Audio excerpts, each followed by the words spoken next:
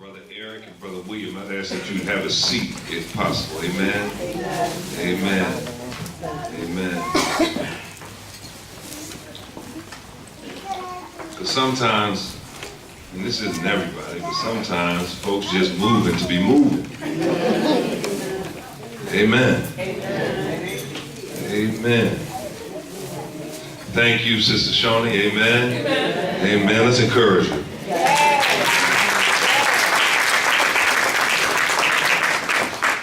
I tell you, I always get a little embarrassed when I talk to Shawnee, because she says to me, I finally found a pastor and I feel good about the pastor I found.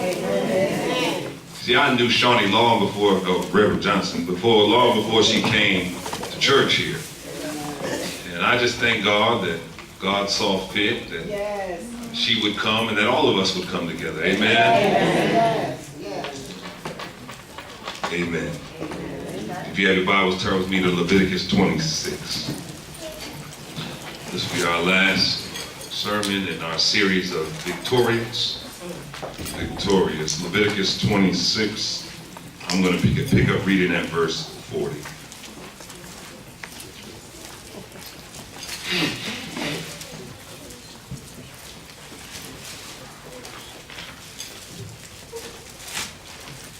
I'm reading from the New American Standard Version. It reads as follows.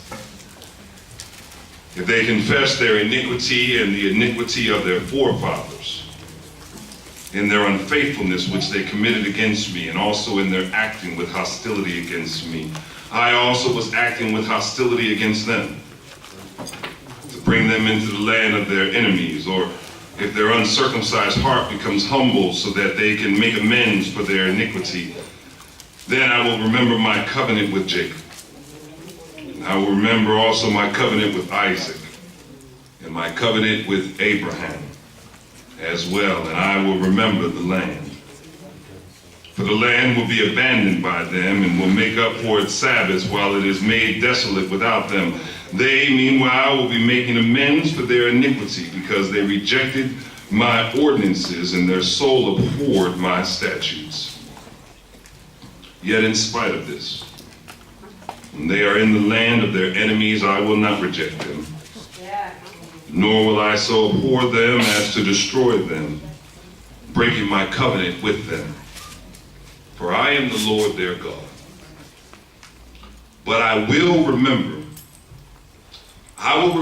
for them the covenant with their ancestors, whom I brought up out of the land of Egypt, in the sight of the nations, that I might be their God. I am the Lord. But I will remember. I will remember for them the covenant with their ancestors, whom I brought out of the land of Egypt, in the sight of the nations, that I might be their God. I am the Lord. Thus ends the reading of our text this morning. For the next few moments, friends, I will share with you from the subject, for the ancestors. For the ancestors.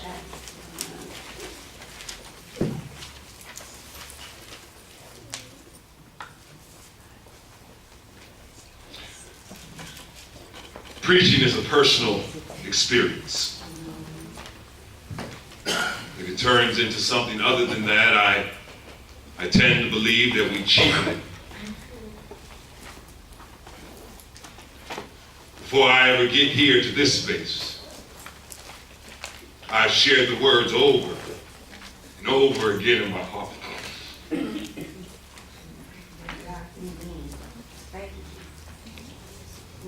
I've walked them through. I've sat with them. I said, God, is this what you would have me to share with these, your people? I've encouraged myself in the text. I put myself in the text. There are some who lessen the importance of this moment For everyone wants to be famous. Everybody wants to blow up. Everybody wants to think that my sermon is lit.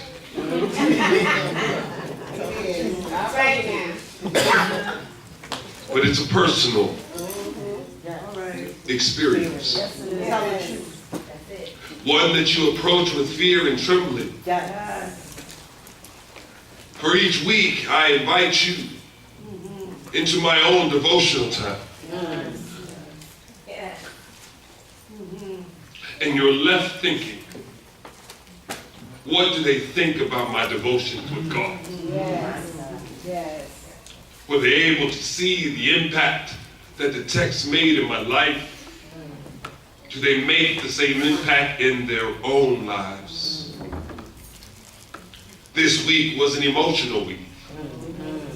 I forced myself to be excited because I was excited. I was looking forward to the drummers. I was looking forward to the teenagers, but yet I knew this time would come when I had to stand here and tell you what I believe the Lord had said for the ancestors. There are so many people that find themselves circling the drain, but they have never examined the reasons why they do what they do.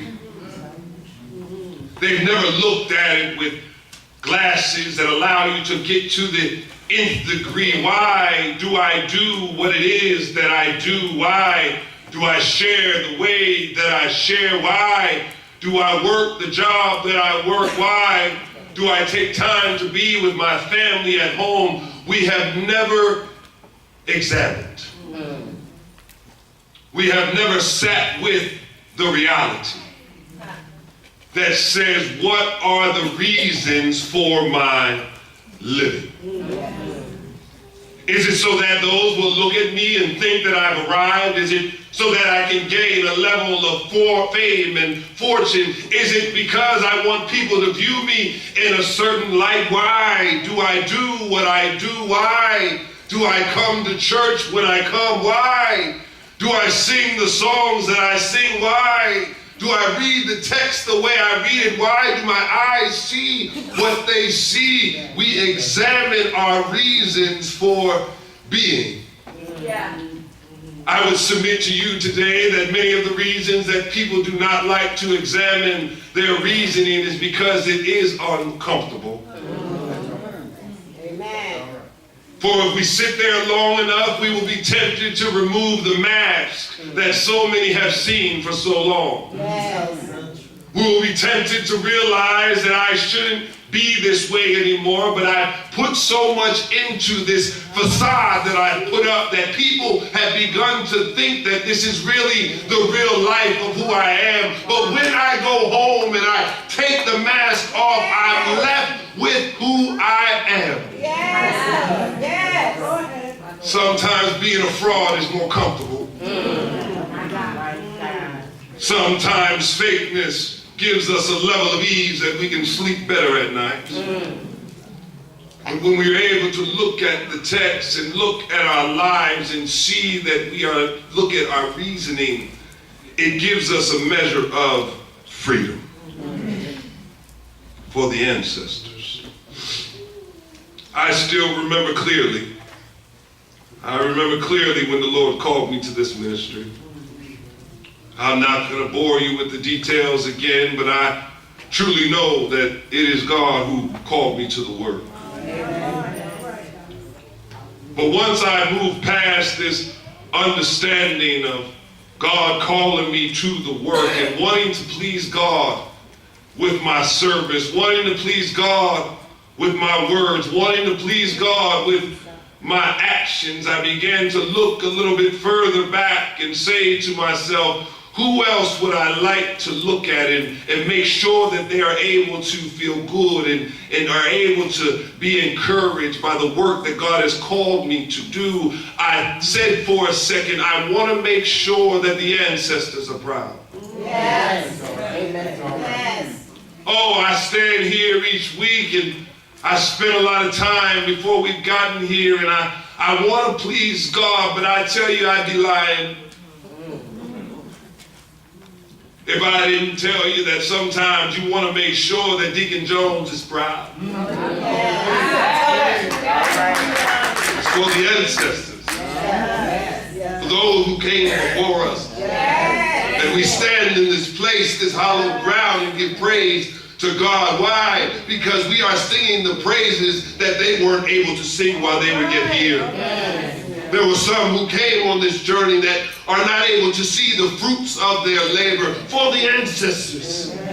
We stand here this day to make sure that we do their legacy proud for the ancestors. For when you truly have an understanding about the reason why we do what it is we do, we're able to give ourselves fully over to it in a way that allows us to freely and excitedly serve the Lord. Yes. Why do I do what I do? Why do I get excited the way I get excited? I'll tell you a story. I've always gone to Vacation Bible School.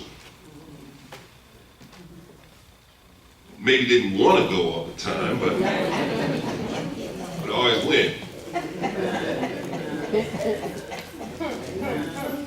But there were two parts of Vacation Bible School that I was always excited about. One was the snacks.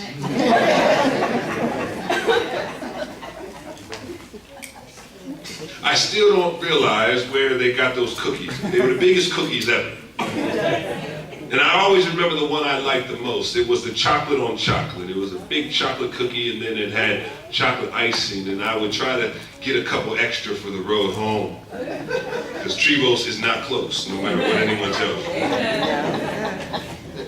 But there was something else that I always was excited about, and that was the arts and crafts time. I'm no good at arts and crafts, but Deacon Jones,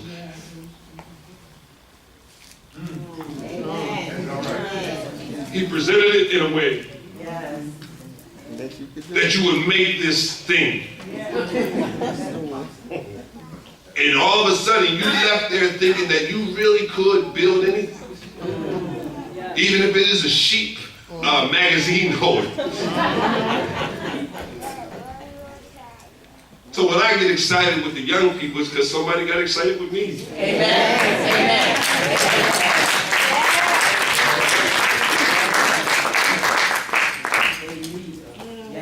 If you want to win in life, if you want to be victorious, then you must understand why are you doing what you're doing.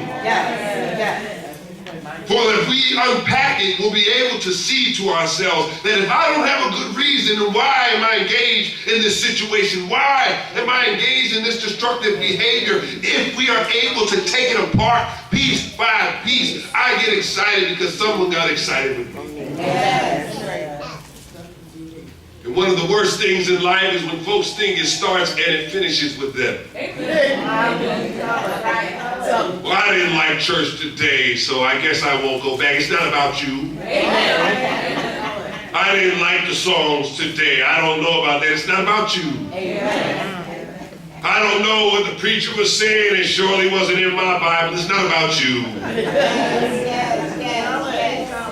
Why do we complain the way we complain? Do we think that will get us a level of increase and influence in someone else's life? No, my brothers and my sisters. If we are going to be victorious, then we must understand what will drive us to the finish line. Amen. Yes. The text is very clear today. God is having a tough time with Israel, and that is very similar to many of us. Time and time again, there is an obstacle in their way. Time and time again, no matter how nice he tries to be, Israel simply can't receive that kindness. Or I can stay there for a little while. There's some folks that just don't know how to let people be nice to them. They make it so hard for people to be nice to them. They don't know how to receive it. And so those are left thinking, well, I don't want to be nice to them anymore because they don't know how to receive my niceness. Well, just think to yourself, you're in good company with God. Because there are many who just don't know what to do.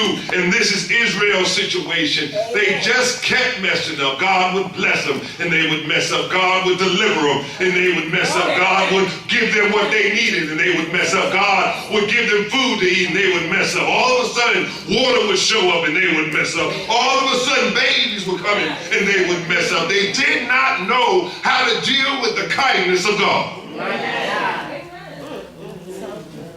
And so God, like many of us, God found himself in the situation and he said to them, you made me treat you like this. I wanted to treat you a different way. But you forced me to put you in this situation because only when it gets hard do some people know how to praise the Lord.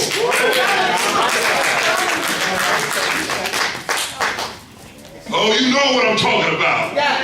Because when it's good and life is good, we think it's all our own doing. But when it's bad, we then come to the house of God and praise the Lord. Some folks don't know how to say hallelujah unless it's bad in life. And that is what happened with Israel. It took them going into bondage to look back on the course and say, maybe we messed up. But God says, I'm still going to make a way.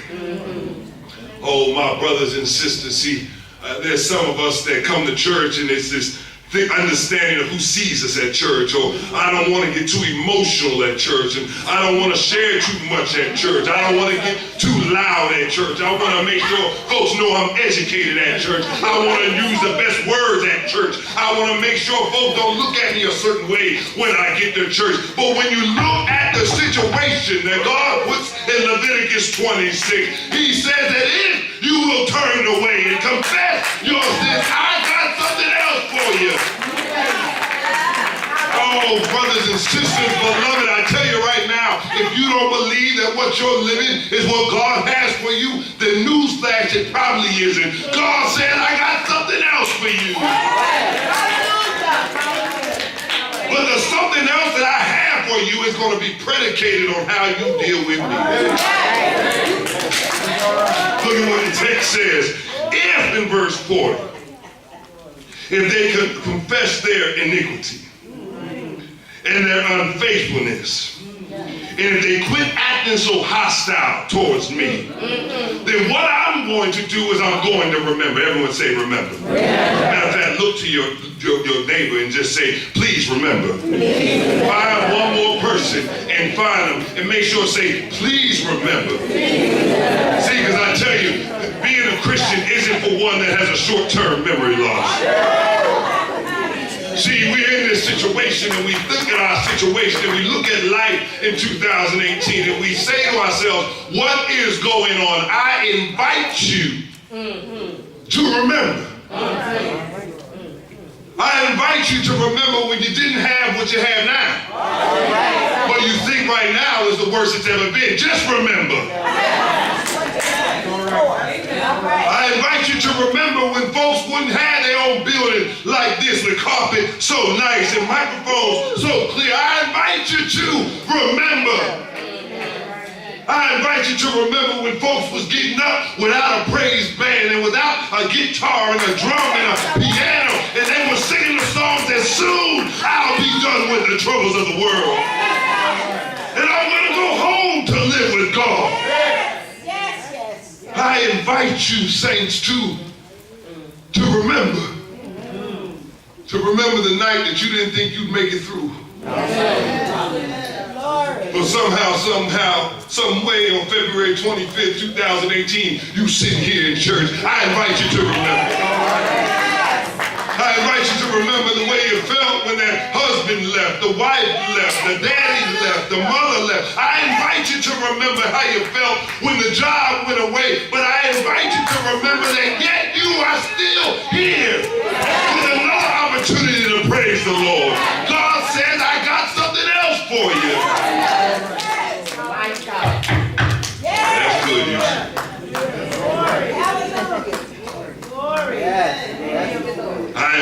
into my prayer space. Because let me tell you what happens just in a moment when I'm at home and I get to talking like that to myself. And my kids are looking around, who making all that noise? And my wife wants to knock on the ceiling, keep it down up there. I want to show you what happens when I start saying to myself on Tuesday that God has something else for you. Hallelujah. I want to invite you to what it looks like when I say to myself that God is still making a way.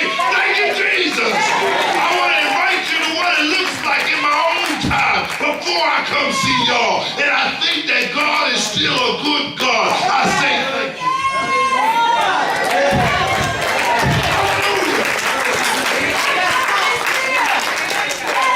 Don't have all your praise in public because folks don't know how to treat you. Because if I started running around and raising my hands and kneeling on the ground, y'all would say we might need a new pastor. But I tell you this, even if it's not here, the Lord has made a way. He's real. Yes, he is. Yes, he is. It says right here in the text Thank you. that how I deal with you will be predicated on how you deal with me. Yes, Lord. And God is saying if we want to see some changes in our world, and we want to see some changes with our president, and we want to see some changes with our government, and we want to see some changes in our schools, and we want to see some changes in our communities, then some of that's going to be predicated on what we do. That's right. That's right. Because everybody's always saying, well, we need to do something. But I rarely see men and women, boys and girls, step into the forefront of the line and say, I will do. Yes, Lord. We hoping that somebody else does it when they see it on Facebook. We hoping that someone else helps a child that we all know can't read because it's not our job. We hope somebody else goes down to the homeless shelter. We hope that someone else goes and picks out the prostitute. We hope that someone else sends the note to the sick and the sick and shut in. We hope that someone else does the work that we have been called to do. I know God said, I'm not giving you a spirit of fear, but of power, love, sound mind, and self-control. But I tell you this, one thing that sometimes gets me, Sister Jolie, is the fear of being an ineffective leader. Some folks want the spot just to be in the spot. But the time has passed for these phony and fake pastors to be in the stage. Our community is in a space that we need folks who are willing to get in there and put our hands in the plow and do the work that God has called us to do. Because if you just walking by yourself talking about you the leader, you just a leader of you. And if you always got to tell everybody you in charge and you're not really in charge. Because half the time you just reminding yourself that you're in charge. If you can't say amen, say oh me. That's the truth anyhow.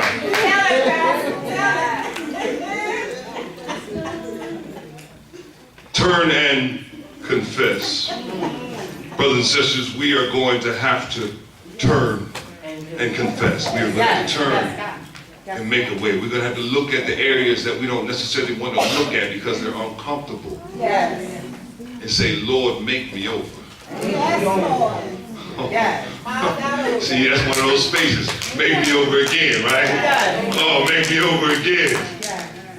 Next, when we do that, it will cause God to remember and remember how God has worked in our lives in times before. And it will also cause us to remember that God is not slack concerning his promises. What he said he will do, he will do. He's not slow in some regards, slowness, yet he is patient, not wanting any to perish. Well, let me get out of here. It says that if we will confess, then God says, I will remember. And what exactly will he remember? He will remember that I made a covenant, I made a pact, I made an agreement with your ancestors. Look at what it says in text, verse 45, but I will remember. I will remember. If you do this, then I'm going to remember the covenant with your ancestors. Everyone take a moment. I want you to think of someone in your bloodline. Someone in your bloodline that came before you that impacted you to a point that you didn't even know until you sit here right now. I want you to take a minute and think about those persons that prayed for you, those persons that sacrificed for you, those folks that believed in you when you couldn't believe in yourself. And just say to yourself, that is the covenant that God is going to remember. He's going to say, I will remember the covenant I made with your ancestors, because when I brought them out of Egypt, I told them something, that I will be your God always and forever. I made a covenant for the ancestors. So when you say to yourself, why should we keep on singing the songs of Zion? Why should we keep on coming to church in 2018? If you can't think of anything else, do it for the ancestors. Do it for all those who gathered around a pool that didn't have any good water in it and still got baptized. Do it for the ancestors. Do it for those who got wed in secret because they didn't want anyone to be married. Do it for them. Do it for the child who didn't have shoes but yet grew up to be a great man or woman. Do it for the ancestors' sake. If you can't think of anything to get you at work in the morning, think about the ancestors who would have killed to have your job. If you can't think of anything about why you should be on time, they didn't have any late workers in the cotton field. Do it for the ancestors. If you can't think of anything else to do about why you should pick yourself in the morning and start on your way and give joy and give praise and show love, remember that they still were loving each other when folks was beating them in the back, that they were still loving each other when they found themselves on a boat, that they were still loving each other when they found themselves faced with all types of odds. If you can't think why we ought to give, that we might do the steeple, just think they built schools with no money. I tell you, do it for the ancestors. They baked bread and they didn't want to give them flour. Do it for the ancestors. And we ate dinner together on Sundays. Even when life on Monday was hell. Do it for the ancestors. I don't know where the Lord's going to lead me in the days to come. I don't know. I don't know what will come in 2018, 2019, 2020, 2025. I don't know. But I do know this. As long as there's breath in my lungs, as long as there's blood in my veins, we will stand flat-footed and say what the acceptable year of the Lord is. As long as there's still air that we can breathe. As long as the lights still come on when we walk in. Then I tell you this, until Jesus comes back, we will still gather together as the Christian church in Philadelphia and say, glory to God for the things he has done. There were some things that tried to break me, but they haven't succeeded. Glory to God for the things that he has done. They tried to turn around on me. The doctor said I wouldn't make it, but glory to God for the things that he has done. In the next couple of weeks, I'm going to get surgery, y'all. They're going to open my shoulder up and put my muscle back together. And the doctor said, he said, well, you're a pastor, so, you know, we want to make sure that you do this. Come on, Sister Linda, that you do this after the Lenten season, after Resurrection Sunday, because we don't want you to miss any time. I looked him dead in his face. I said, you do whatever you got to do whenever you got to do it. Because my arm ain't going to stop me from preaching the word of God. He said, well, you're going to have your arm in a sling. I tell you this right now, as long as there's words coming out of my mouth, they ain't got nothing to do with preaching the word of God. So if they can preach with no shoes, I can preach in a sling. If they can preach with folks trying to kill them, I can preach with a sling. If they can preach with all kind of hell in their lives, I can preach with a sling. So don't worry when I walk in like this. Don't say, well, Pastor, what you gonna do? I'm gonna make sure I move my arm this way, open my Bible this way, and say Jesus is real.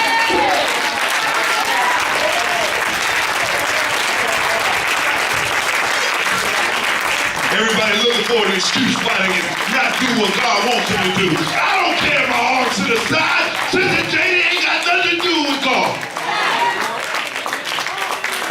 You ever known anybody like that? They always looking for a way out. Well, you know, I need some time off. You play some. I need some time off. I need some time off because this happened to me and that happened to me. Well, listen, I understand there's some serious things in life. But you don't always want to look for a way out. Sometimes God's looking for some folks to look for a way in. What happens if I take a Sunday off, sister, and all of a sudden I'm sitting with my arm? And the Lord got somebody to come to the church and they coming because the Lord said go. And I missed my opportunity to tell them about the things of God. Am I going to look at them on the great getting up morning and we standing in line and they went one of the goats and I missed my chance because my arm hurt? No way!